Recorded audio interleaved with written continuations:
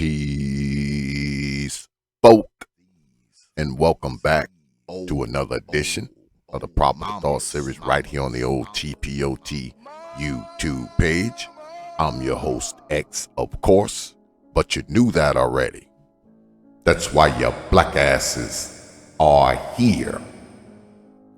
Today, I'm bringing you a very special edition of the old MaMa series, because I know when you looked at those abbreviations on the thumbnail and the title, you probably were thinking something totally different. You probably didn't totally understand, but they are abbreviations. M.A.R.V.E.L standing for Mothers Arranging Responsible, Valid, Effective Lives for their children, versus Dysfunction Continued for the children. I'm going to bring you some stories, 3 to be exact. The first 2 are mothers who continued the dysfunction. The last one, a mother who arranged responsible, valid, effective life. Now, I know you're probably thinking to yourself that this is something that I shouldn't be discussing, but this is not news. These stories are old, stories that people already know about, and they are public. But I want you to compare and contrast what you see, and I'll let you decide what's better, M.A.R.V.E.L or DC. So, let's get at it.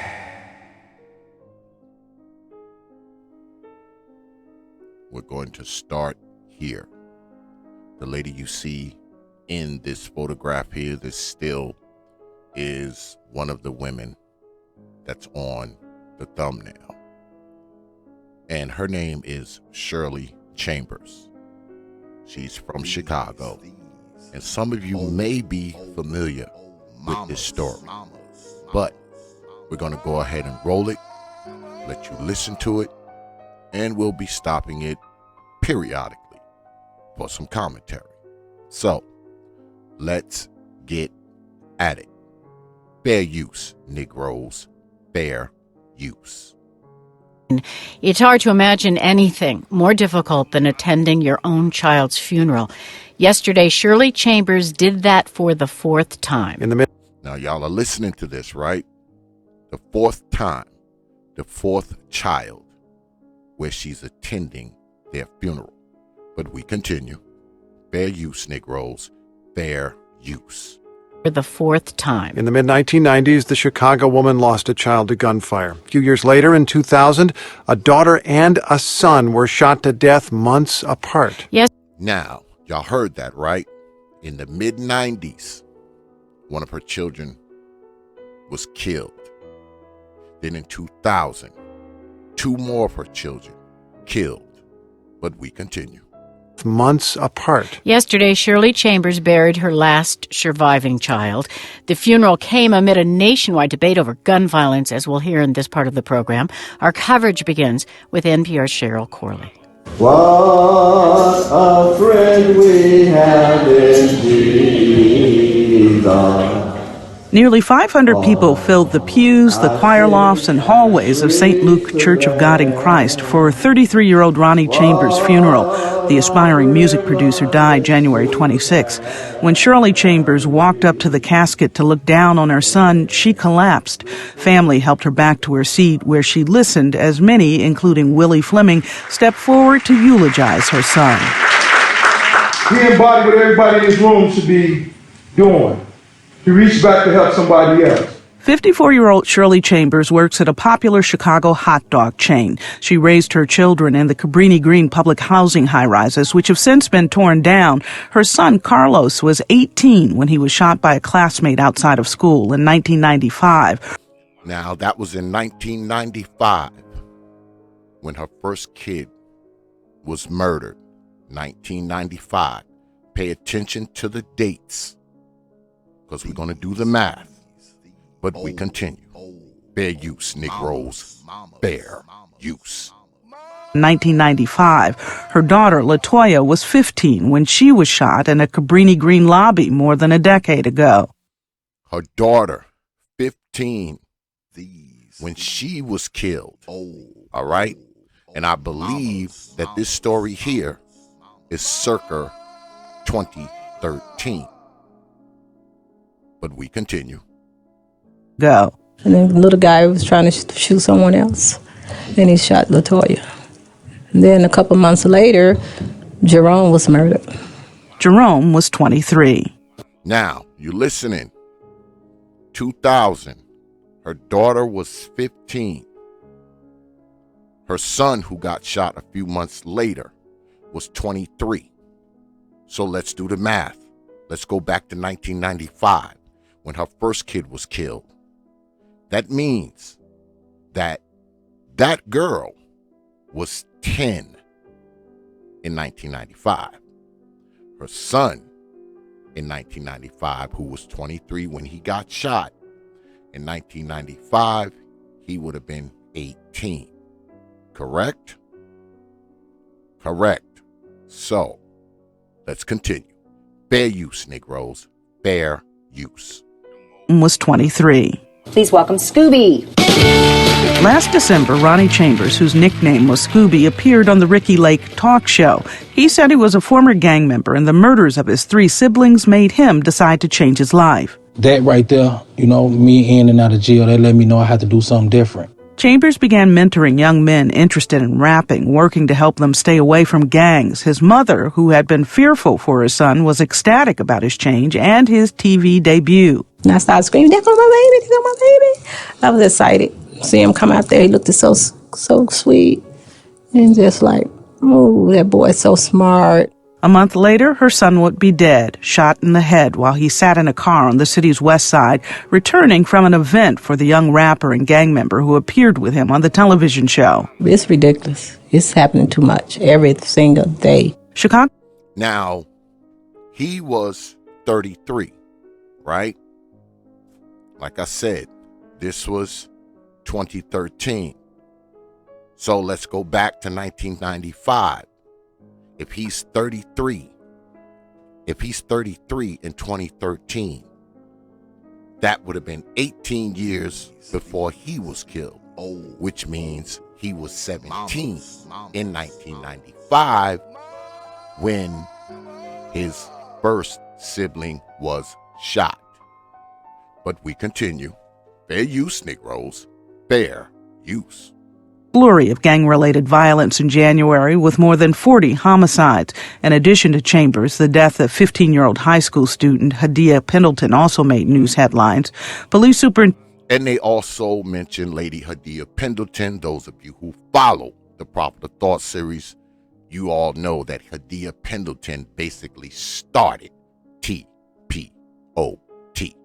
But we continue. Fair use, Negroes. Fair use. McCarthy says his officers are seizing plenty of firearms. He and Chicago Mayor Rahm Emanuel also recently announced the reassignment of 200 police officers to patrol work. The president is now traveling the country pushing for gun-related reforms.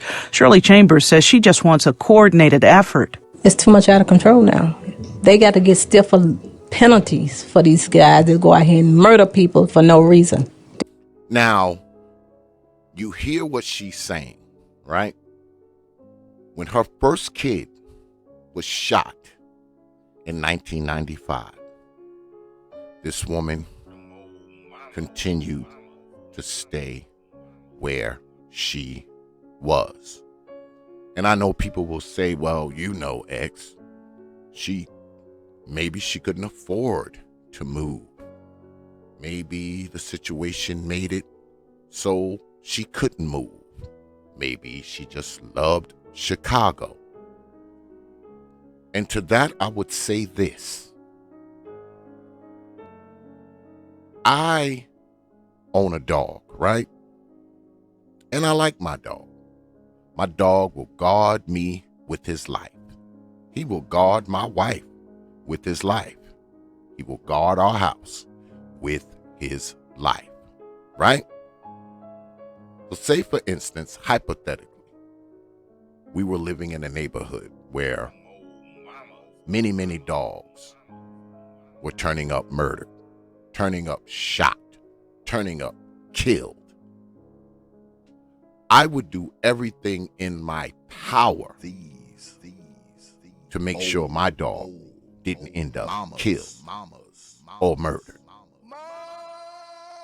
Up to moving away from there. If there was just this string of murders going on in the neighborhood of dogs. And I definitely would be seriously considering moving if my dog turned up murdered. So you good folks see where I'm going here, right? If you live somewhere and one of your children turns up murdered, what more incentive do you need to move? I don't care what's going on. Sell your car, sell your TV, sell your family heirlooms to get the hell away from where your kid gets murdered. Now, I know y'all think I'm being harsh on this, but I'm not. Because the reality is this. It is up to your parent to keep you away from dysfunction, degeneracy, destruction, and death. And once death starts knocking at your door, it's time to find another door to be behind. Now, I know you good folk probably do not believe this is dysfunction, but it is. It is. Because you got to think about environment, right? Environment affects your thinking. Your thinking affects your behavior. Your behavior affects your outcomes. This is dysfunction. And my condolences goes out to this woman. She may not could have prevented that first kid being murdered, but I think she could have prevented the other three. Remaining in a place where your kids are getting murdered is the height of dysfunction. It is continued dysfunction. It is dysfunction continuing. But we're going to move on to the next story because I have another one that I'm going to show you. And I probably can show you 100 if I wanted to. But I'm going to show you one more. Let's get at it. All right. The woman you see in front of you here on the screen, her name is Anita Deal. And she lives in the city of Euclid, Ohio. Now, her story is similar. All right. So you're about to see some of the same stuff. The only difference is, I believe her children were a lot younger. But let's get at it. Fair use, Negroes. Fair use. This is not right. It's not fair. She told News 5's DeLon Dillard her family is struggling to cope with yet another loss to gun violence. You know, it is really tough for any parent to even imagine losing just one child. This mother I spoke with, she just lost her third son to gun violence this past weekend. And to put it simply, she's devastated. They say God only put what you can handle on you, but God knows this ain't something I can handle. That's my 13-year-old son. Grief is a pain that Anita Deal is no stranger to. Now, you heard her say her last son was 13. Now, this is her third child, shot dead in the run of 4 years. 4 years. But we continue. Bear use, Negroes. Bear use. Once I was getting a little bit of balance, it's up under there in my life, I get hit hard. Euclid police say Deal's youngest son, Marco Toller, was shot and killed Saturday afternoon near 260th and Zeeman. Investigators say this surveillance video shows someone firing shots from this dark-colored Ford Escape. The coroner's office told me my son sat out there and suffered for minutes. Just over a week from Christmas. And Marco's gifts will remain unopened as his family remembers him as selfless and kind-hearted. Pops, I love you. See y'all later. Have a good day. I love y'all. That's all you heard him tell you is he loved you. Marco is the third child that Deal has lost to gun violence in just 4 years. In 2017, 18-year-old Martell Thompson was shot and killed on Cleveland's east side. 2017, her first kid was murdered. Her first kid. And it never crossed her mind to leave this area, to get away from this, to do something different, to send the kids to their father, to anything. Anything would have been better than remaining there. But we continue. Bear use, Negroes. Bear use. And just last year, someone gunned down 26-year-old Mark Thompson Jr. in Glenville. The mother. Now, he was 26. I believe this was in 2021. So in 2017, how old would he have been? In 2017, he would have been 15, right? He would have been 15. So there it is again. All right. I mean, we have to put this in context. When this first happened, why was the dysfunction continued? Why continue to live within the dysfunction? Even if the dysfunction isn't inside your own house. Like I said earlier, if people were murdering dogs, I would do anything I possibly could to keep my dog from being murdered. Including and up to moving. Including and up to moving, if necessary. But it's not necessary to leave the dysfunction if one of your kids is murdered,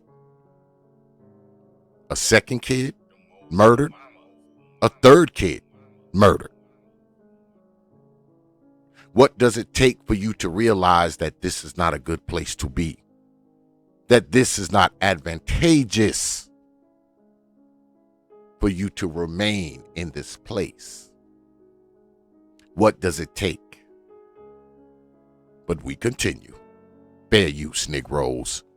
Bear use. Others says no one has been convicted in any of these shootings, and the entire family, including Marco, was still in the process of grief counseling. The way y'all claim to love my sons, you will speak up.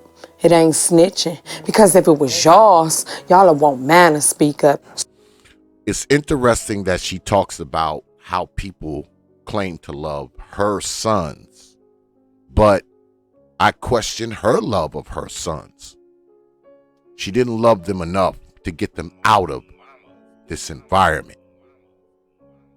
But we continue. Fair use, Negroes. Fair use. So again, if you do recognize that black SUV pictured in that video, or if you know anything about this shooting, be sure to contact Euclid Police. The family is also scheduling a balloon release for this Friday at 4 p.m. at the intersection of 260th and Zeeman here in Euclid. Always a balloon release. But no one will ever say, damn, why didn't you move? Why didn't you get your kids out of this situation, out of this neighborhood, off this block? No one will ever say that. Because people are used to the dysfunction continuing. But we're going to switch gears because I did say this was M.A.R.V.E.L versus D.C. So now I'm going to show y'all M.A.R.V.E.L. Let's get at it. All right. So we viewed enough of D.C. Now I'm going to show you some M.A.R.V.E.L. And remember, folk, what does M.A.R.V.E.L stand for? Mothers arranging responsible, valid, effective lives for their children. Now, what I'm about to show you is something called firsthand living in poverty. And we're going to be exhibiting a case with a woman named Patricia Jackson. Now, she went through quite some hard times, and I believe she's living in Chicago as well. But what you're going to see is the exact opposite of what you've seen thus far. This woman went through quite some hard times herself. She is a mother also. But you're going to see a contrast here. And like I said, at the end of this, you get to decide. So let's get at it. And fair use, Negroes. Fair use. Yeah, that way. Come on, man. I need y'all to get this together, man. And we got it. There you go. Hi, sisters. Hey, we got the big connect phone. Hey, brothers. Hey. This is the house that I grew up in. It's gonna rain on y'all head. Mama said it's gonna rain on y'all head. My parents bought it back in the early 90s. All of my siblings grew up here. All 13 of us. 6 girls, 7 boys. Trina, I know you heard me tell you. Help me. We made it work. The girls shared a room, the boys shared a room, and my parents had a room. Notice she says parents, plural. But we continue. The house was always full. Not only my siblings, but my cousins, they came over. Our home was the house to be at. Grandmother, when she cooked, the whole block could come and get a plate. And that's what my mama did. It was like, if we don't have enough, she gonna make it enough. You want a hot dog, beautiful? I just grew up in a house with love. All the boys. Mom and dad been married 41 years. Notice again, she says mom and dad married for 41 years. But full disclosure, folk, this was a lot longer than what you're seeing. So I did edit it down quite a bit. But the important parts I did leave in. But we continue. Fair use, Negroes. Fair use. Both parents in the house my whole life until just recently. No, you not. You ain't getting this bitch. We had our father with us. This is one of my favorite pictures of him. This was the shirt that we had for the funeral. It was one of my dad's best friends' surprise birthday party. Him and my mom went to surprise him, and they took the picture here. About 2 weeks before he passed. My dad was everything to me, like. Now you listen to this woman. This was a woman raised by her father, all right? And there was, I believe she said, 13 of them. 13 of them. But she was raised by her father. And you're going to see how that makes a difference. But we continue. Fair use, Negroes. Fair use. I see my father every day of my life. So, to just have him gone, it was a hard pill to swallow, but he made sure that we were happy. To his girls, he made sure that we know how a man is supposed to treat a woman. He showed us and told us that you love yourself. You don't need nobody to love you. Love you first. Notice how she references her father as she tells this story. Pay attention, Negroes. Pay attention. He instilled in us that no dream is too big. Dream so big that only God can help you with your dream. And don't take no for an answer.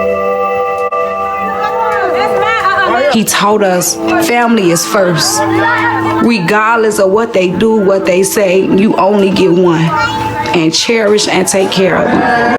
Notice again how she speaks of her father telling her that family is first. But we continue. Fair use, Negroes. Owning a home is like the only thing I want. Like, since I was a kid. Come on, buddy, hit that kid. Listen to what she said. She's wanted to own a home ever since she was a kid. Isn't that something? But we continue. Me and my husband Derek and our kids, we're currently living in my mom's basement. Currently living in her mother's basement. Now notice she says her husband. Her and her husband. But we continue. Me and my husband, we was renting, and we just recently got a letter in the mail that the landlord wasn't paying the taxes on the building. Lily, come get your daddy a water. So we were forced, pretty much, we had 30 days to pack up and leave. Hit hard times by no fault of their own. All right? She said that they were living in a house and the owner obviously had a tax lien on it, and it was obviously taken by the city or someone bought the tax lien. You know, I've talked to y'all about this before, and they ended up getting kicked out because whoever owned the house was just irresponsible. But we continue. Fair use, Negroes. Fair use. We're ever so grateful for my mom, for letting us stay here. But I want to be a homeowner. Me and my husband, Derek, we've been married going on 12 years. We have 3 kids. Good morning. So even like working and having an income with me and my husband, sometimes it's just like it's not enough. And due to the COVID-19, for 5 months, he was off work. Now you heard that. Because of COVID, he was off of work for 5 months. All right? So what you're listening to now, folks, is hard times caused by no fault of their own. Not because they were lazy, not because they didn't want to do what they wanted to do, but by no fault of their own, hard times hit them. But we continue. Fair use, Negroes. Fair use. That really put a damper in things because he was off, but I didn't have to worry about a babysitter. I knew they was gonna be with their dad because I was still working because my job was essential, so I went to work every day. Due to the pandemic, My kids' day camp they normally go to, it was closed. I had nobody really to keep my kids. I have to do what I have to do. My husband was finally getting back to work. He makes the bulk of the money, so I had to take off work to take care of my kids. Now, she quit her job when her husband started back working again, so she can be home with the children. Now, remember, M.A.R.V.E.L, M.A.R.V.E.L, mothers arranging responsible, valid, effective lives for their children. But we continue. Fair use, Negroes. This is it. Okay. My husband Derek, he is an independent meat distributor. Yeah, I got ribeyes, T-bones, fillets. He has worked for other people doing this business, and now he ready to own his own, and he ready to work for himself. Trying to see what houses or apartments are for rent right now. And I'm looking in the Indiana area because Chicago is like way too high. But they got some nice stuff on here.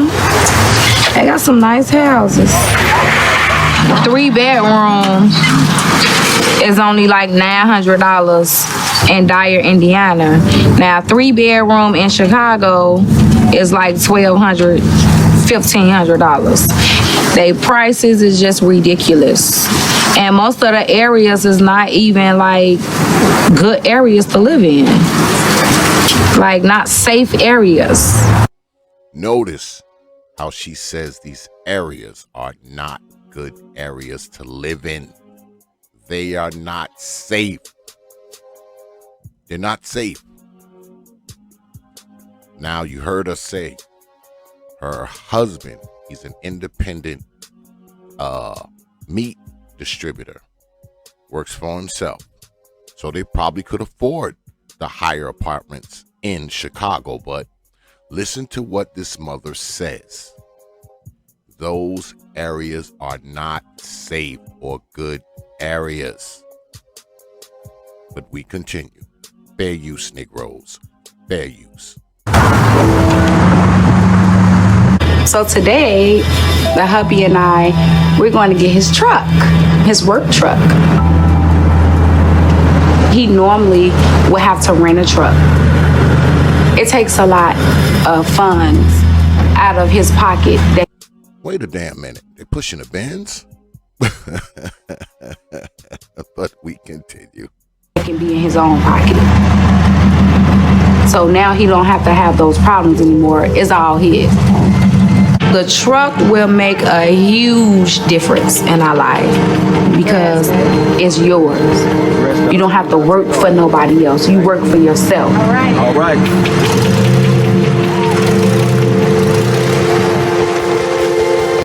Brother done bought him a truck.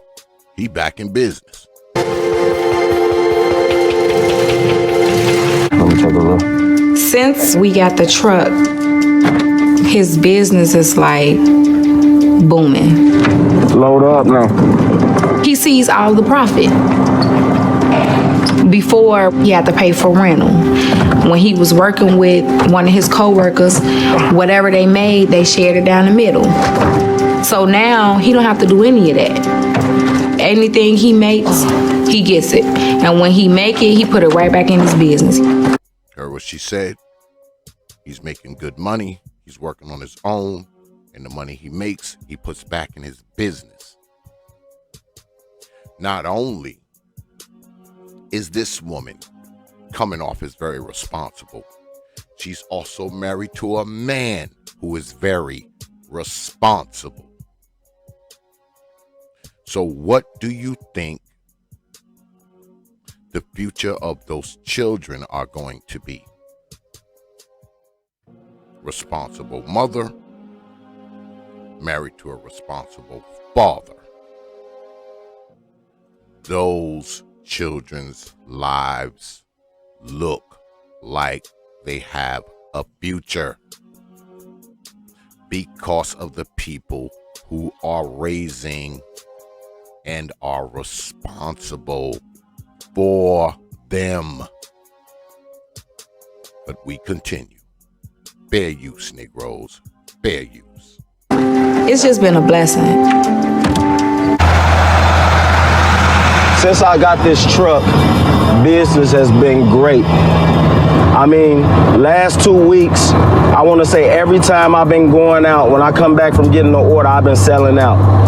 And looking forward to these online orders too, now that we're shipping online, but it's been great.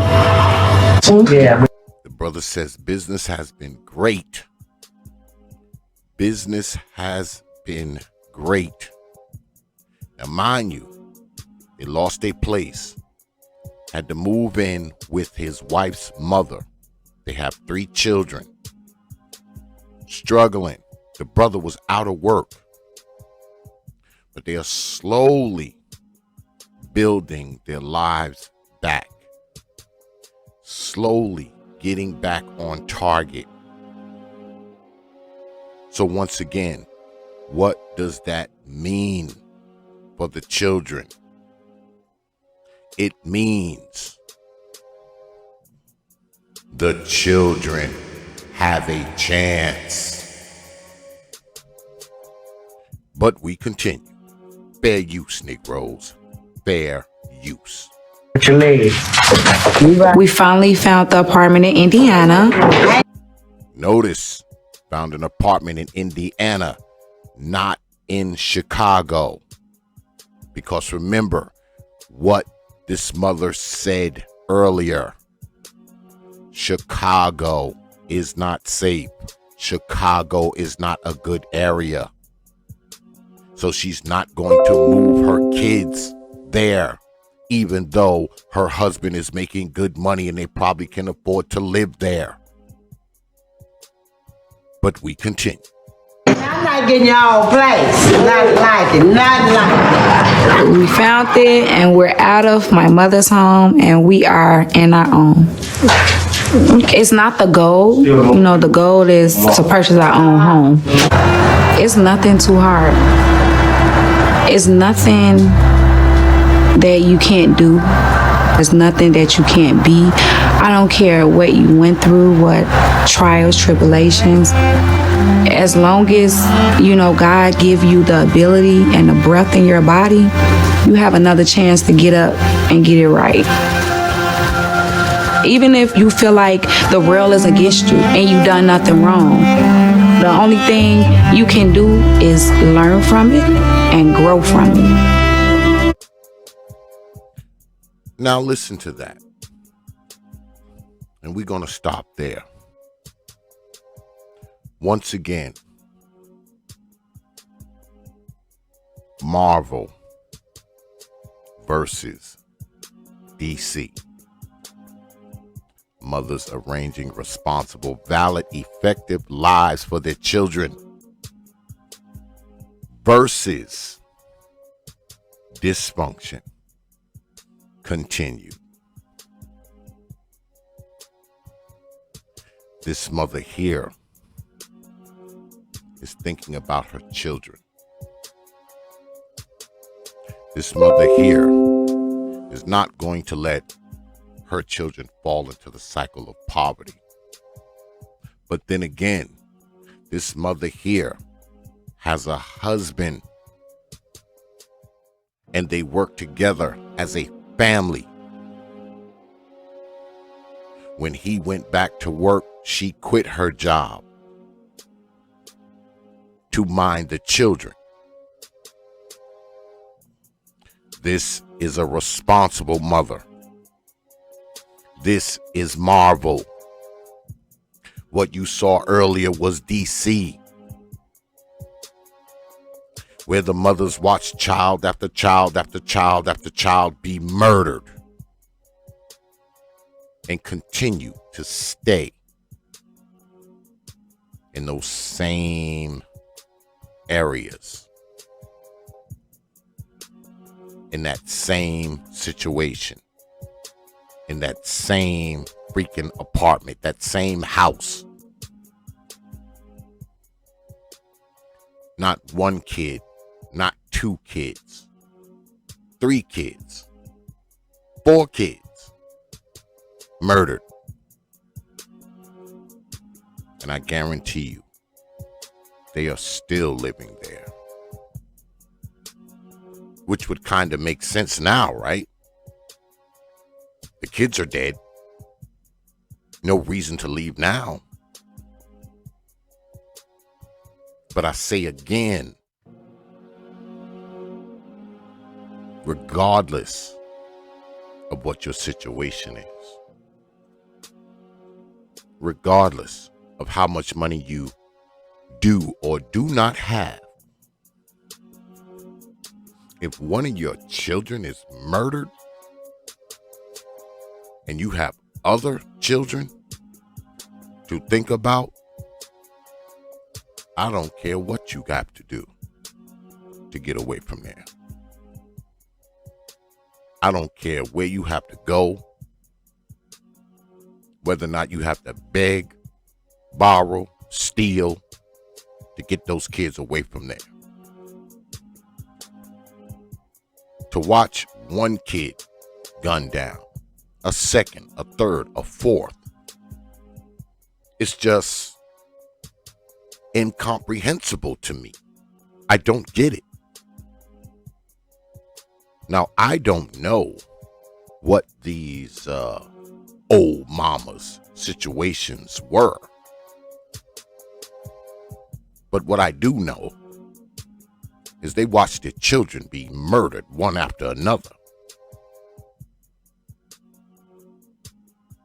And I think they could have done something about it. I think they could have avoided it.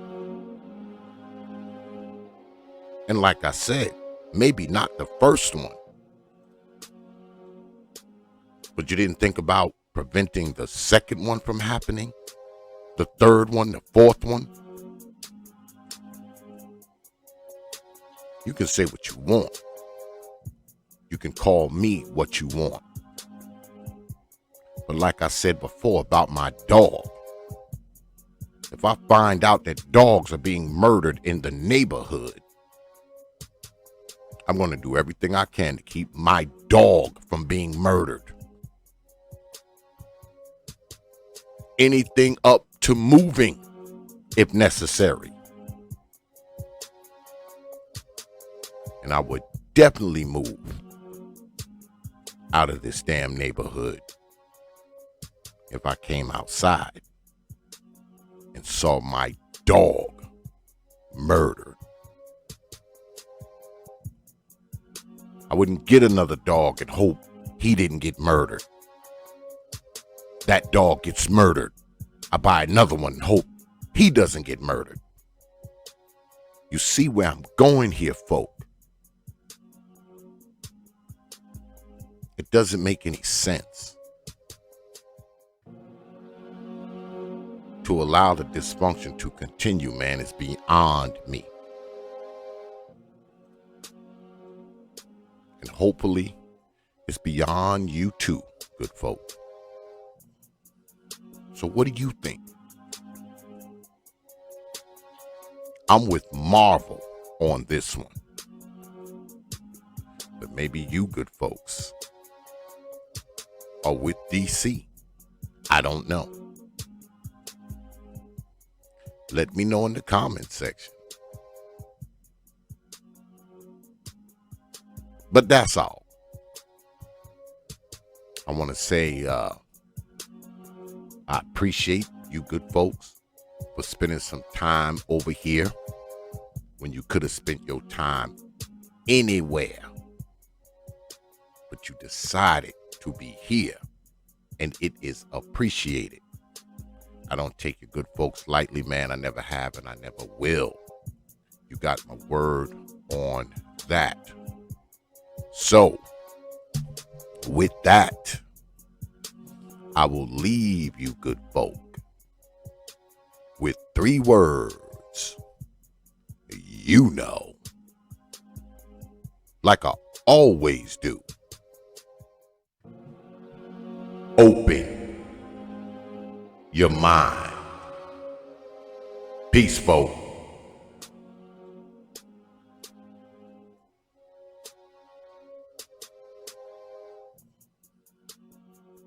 These old mamas.